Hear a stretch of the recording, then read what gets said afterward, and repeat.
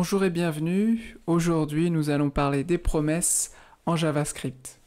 Alors, qu'est-ce qu'une promesse et dans quel cas avons-nous besoin de cet outil en JavaScript?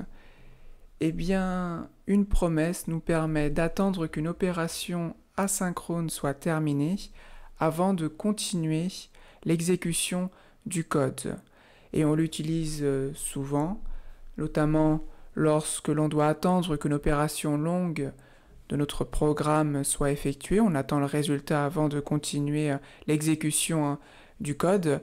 On l'utilise également et bien souvent lors d'un envoi ou d'envoi d'une ou plusieurs requêtes à un serveur. On attend que le serveur mouline, qu'il nous envoie la réponse et ensuite on peut continuer le code, ou en tout cas l'exécution du code. Alors rassurez-vous, si vous n'avez pas très bien compris le principe, cela sera plus clair lorsque vous pratiquerez. Et c'est ce que nous ferons à partir de maintenant. Nous allons utiliser un exemple pour pratiquer et bien comprendre ce que sont et quelle est l'utilité des promesses en JavaScript. Pour m'exercer, je vais utiliser un éditeur en ligne. Ça sera beaucoup plus facile pour moi. J'ai choisi JSBin, mais on peut en utiliser un autre bien entendu. Il y en a d'autres sur Internet. Vous pouvez également, si vous le souhaitez, créer directement un projet et exécuter le JavaScript d'une manière plus conventionnelle, plus normale. Finalement, peu importe.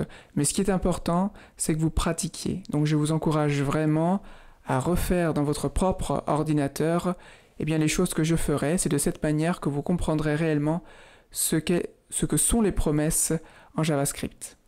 Pour créer une promesse, il faut utiliser l'objet promise. C'est ce que nous allons faire. On la déclare dans une fonction et on insère un return d'une nouvelle instance de l'objet promise que nous avons vu précédemment. Donc on va commencer. Je vais enregistrer dans une variable une fonction que l'on pourra ensuite exécuter. Je vais appeler cette fonction dire salutation. Voilà, donc je vais créer une fonction fléchée. Vous pouvez, si vous le souhaitez, créer une fonction normale. Donc, qu'est-ce qu'on a dit? Cette fonction doit retourner une nouvelle instance de l'objet promise. C'est ce que nous allons faire. On utilise le mot-clé return, new promise. On ouvre les parenthèses et pour l'instant, on s'arrête. Et on va continuer bien sûr. À l'intérieur de la nouvelle instance promise, il faut y mettre une fonction anonyme.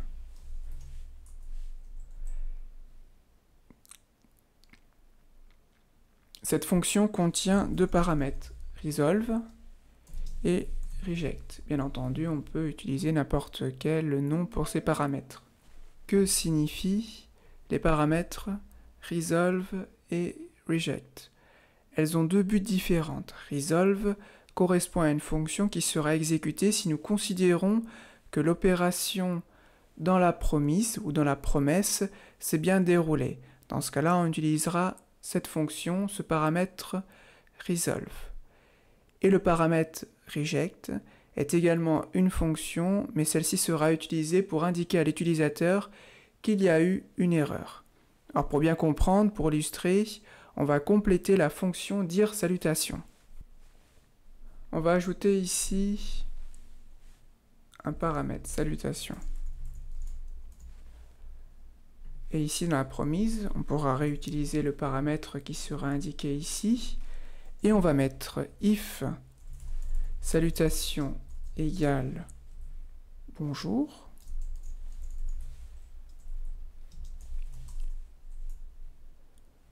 On utilise le paramètre resolve, donc on a dit que c'était une fonction, comme dit précédemment. Vous avez dit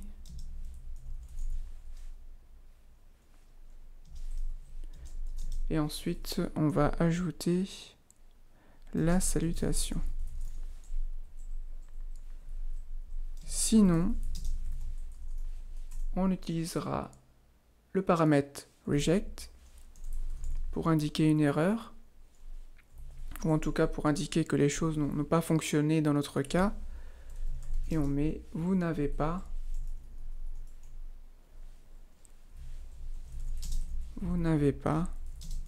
salué.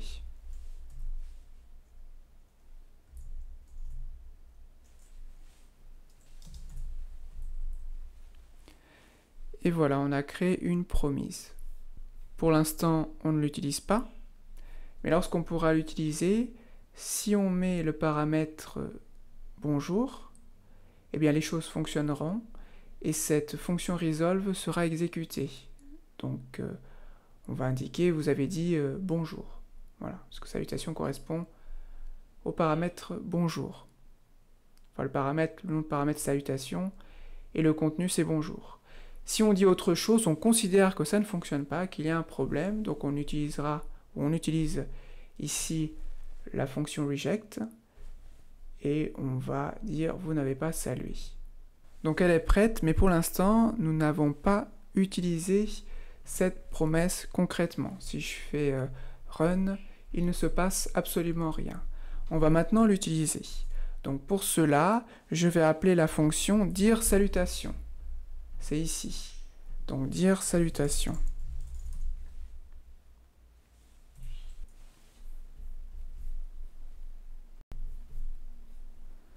Ensuite, on va utiliser un point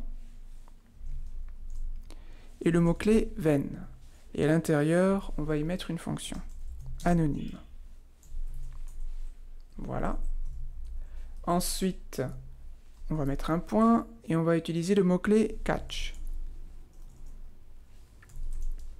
Et à l'intérieur, on va également mettre une fonction anonyme.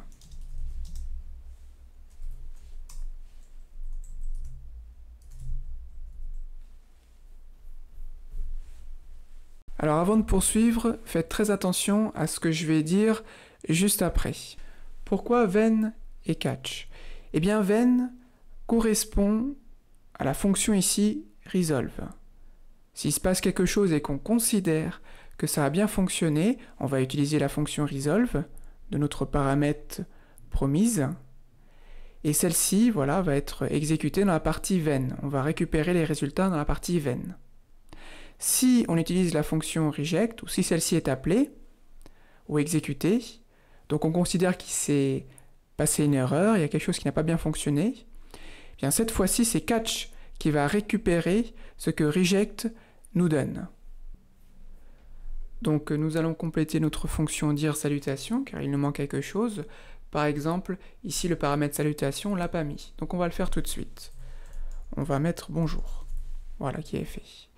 Il manque également autre chose. Ici dans ven, il faut mettre un paramètre que l'on peut appeler comme on veut, mais en général on l'appelle res, comme réponse, ou response en anglais. Donc comme on l'a dit, ven correspond à la fonction resolve. Par conséquent, lorsque resolve fonctionne bien, il nous renvoie un résultat que l'on peut récupérer grâce à ce paramètre res. D'ailleurs, on va tout de suite le récupérer. On va faire un console log. res. Voilà. Et c'est pareil pour catch. On va mettre res erreur, par exemple. Voilà, on met ce qu'on veut. On peut mettre err ou autre chose. Quelque chose qui sera clair pour nous. Donc, ce paramètre, on le récupère si reject, cette fonction, est exécutée. Et on fait la même chose, en fait. On va faire un console.log. Et voilà, c'est prêt. Et maintenant, il ne nous reste plus qu'à exécuter pour voir si tout fonctionne correctement. Donc j'appuie sur Run, et qu'est-ce qui se passe? On nous dit « Vous avez dit bonjour ». Alors que s'est-il passé? Ici, on appelle cette fonction « dire salutation ». On y met le paramètre « bonjour ». Donc, qu'est-ce qui se passe dans notre fonction ici? On a le paramètre « bonjour », donc on rentre dans la promise, dans la promesse, et on nous dit ici « Si salutation égale bonjour, alors on fait ça ». Donc c'est ce qui se passe, hein. Salutation est égale à bonjour. Donc on nous dit ici, resolve, vous avez dit plus salutation, donc plus bonjour. Donc on renvoie cette réponse à notre fonction, car tout a bien fonctionné, grâce à la fonction resolve qui correspond au paramètre que nous avons mis ici, paramètre de notre fonction anonyme qui est dans la promise, voilà, dans l'instance de notre promesse. Et on récupère le résultat grâce à Venn et le paramètre ici. On a fait un console.log de RESE et on affiche donc le résultat, vous avez dit bonjour. Mais imaginez maintenant qu'on mette autre chose, qu'on mette n'importe quoi. Voilà. On va réexécuter. Qu'est-ce qui se passe? Vous n'avez pas salué. Donc là, c'est le même principe, sauf qu'ici, on comprend que salutation ne correspond pas à bonjour. Par conséquent, on va utiliser la fonction reject. Donc on considère qu'il y a un problème et on renvoie ce résultat. Et ce résultat est donc géré par la partie catch ici, puisqu'on a appelé cette fonction reject, catch. Et on fait un console.log de RES erreur, donc qui attrape d'une certaine manière ce que reject lance. Et après on l'affiche et ça fonctionne bien, puisqu'ici on a « vous n'avez pas salué ». Donc c'est bien, vous avez vu le fonctionnement des promesses, et maintenant vous pouvez les utiliser. Mais peut-être que vous posez une question. La question suivante, mais finalement, à quoi ça sert tout ce bazar? On aurait pu faire les choses beaucoup plus simplement et sans utiliser des promesses. Et c'est vrai, pour cet exemple, vous avez parfaitement raison. Mais comme je vous l'ai dit, on utilise les promesses pour des opérations longues ou lorsque l'on appelle un serveur. On fait une requête et on attend une réponse qui met du temps à venir. Et on veut attendre avant de continuer le code. Maintenant, on va refaire l'exercice pour bien comprendre, mais à l'intérieur de la promesse, je ne vais pas mettre une fonction qui n'est pas longue, mais une fonction longue, une opération longue, en utilisant la fonction setTimeout. On va voir ça ensemble. Alors, je vais faire la chose suivante. À l'intérieur, ici, je vais effacer. Donc, la condition, voilà, je vais l'effacer. Ici, je vais enlever le paramètre pour que ce soit beaucoup plus simple. On ne met pas de paramètre. Donc, comme je l'ai dit, on va utiliser la fonction setTimeout.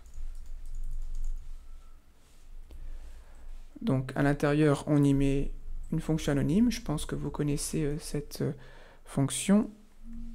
Je vous expliquerai juste après à quoi elle sert, si vous ne vous rappelez plus. Voilà.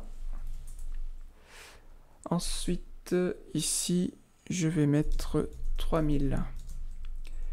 Et à l'intérieur, je vais faire resolve promesse. Donc ici, on considère que cette fonction, que cette promesse fonctionne systématiquement. On ne va pas mettre de reject pour simplifier les choses. Et je vais mettre promesse dire salutation. Et voilà. Nous allons expliquer la fonction setTimeout. Donc déjà j'ai fait une erreur ici. Hop.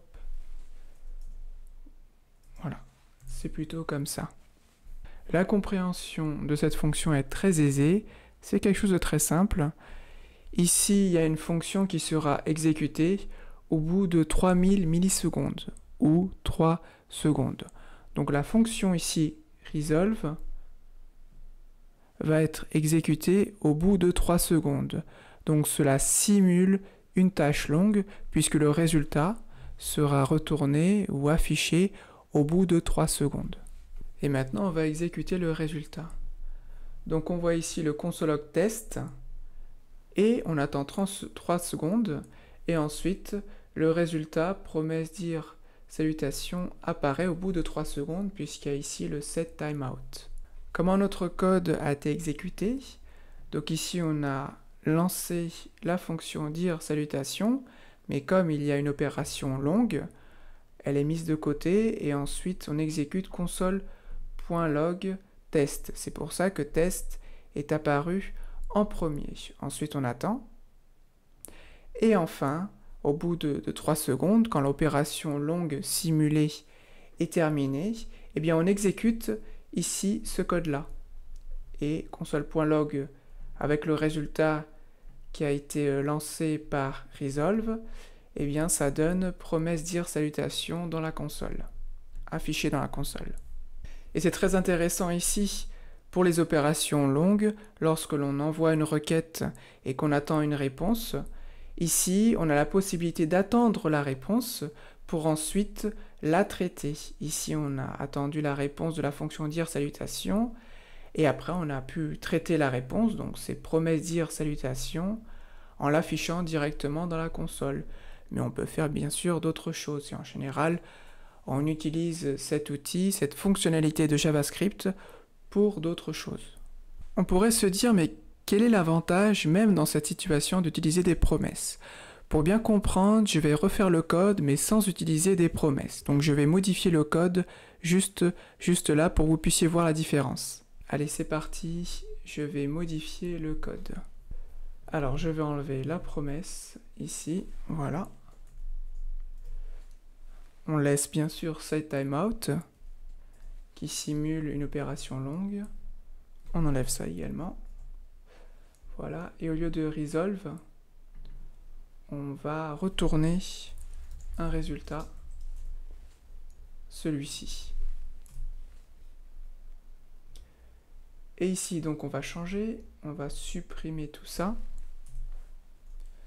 On peut supprimer ce paramètre, de toute façon, il n'y a pas de paramètre maintenant dans dire salutation. Et puisqu'on retourne une chaîne de caractères, on va la récupérer et on va l'afficher dans la console avec un console.log. Donc là, logiquement, on devrait tomber sur le même résultat. Mais est-ce que c'est le cas? Vérifions cela ensemble, on va appuyer sur Run. Et voilà le résultat. Et on s'aperçoit que ce n'est pas du tout le même résultat qu'avec les promesses. Qu'est-ce qui s'est passé? Bien ici, on exécute la fonction dire salutation. Mais le JavaScript ici ne va pas attendre tranquillement que cette opération longue soit exécutée. Il va directement afficher le résultat sans attendre. Et puisque l'opération longue n'est pas terminée, eh bien il va dire, bah il n'y a rien en fait, il n'y a rien. Je continue, il n'y a rien, je mets undefined, il n'y a rien qui est défini, il n'y a absolument rien dans cette fonction qui est retournée. Et ensuite, il continue. On voit donc ici l'importance des promesses, de les utiliser lorsqu'il y a une opération longue. Ainsi, on permet au JavaScript d'attendre que l'opération longue soit terminée, qu'il renvoie un résultat, et ensuite, ce résultat pourra être utilisé par JavaScript à travers notre code. Mais ce n'est pas le seul avantage des promesses. On peut au moins faire deux choses avantageuses pour un développeur en JavaScript. On peut par exemple faire ce que l'on appelle du chaînage de promesses, c'est-à-dire on attend le résultat d'une promesse. Dès que le résultat apparaît, eh bien on le réutilise pour une autre promesse, on attend, etc., etc. Et on peut également faire des opérations asynchrones en parallèle. Qu'est-ce que cela signifie? Eh bien c'est très simple. On va utiliser plusieurs promesses qui vont s'exécuter chacun de leur côté, et quand toutes les promesses ont retourné un résultat, eh bien on peut utiliser tous les résultats pour faire quelque chose d'autre. Ces façons de faire, nous les verrons dans une prochaine vidéo, et en attendant, je vous souhaite une bonne journée.